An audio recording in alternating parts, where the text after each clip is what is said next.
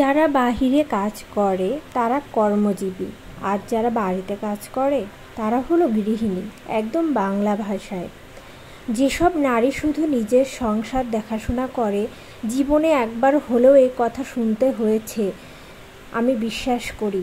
আমার মনে হয় না এমন কোনো নারী খুঁজে পাওয়া যাবে যে কিনা এসব কথা শোনে নাই জীবনে, তবে কর্মজীবী নারীরা বাদে। কর্মজীবী নারীরা কিন্তু এই কথাটা খুব কমই শোনে। একেবারে যে শোনে না আমি সেটা শিওর দিয়ে বলতে পারবো না, তবে তারা শোনে।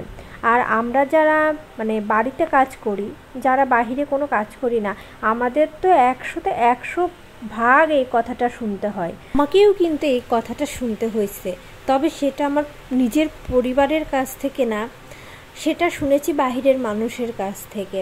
তো বিয়ের পর আমি যখন গেলাম বেড়াতে গেলাম, তখন ওইখান থেকে বলতো যে তুমি কিছু করো না।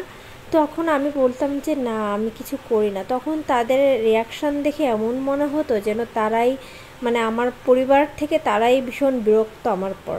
এই জন্য আমি সেদিকে যাওয়া বন্ধ করে দিলাম, গেলাম না।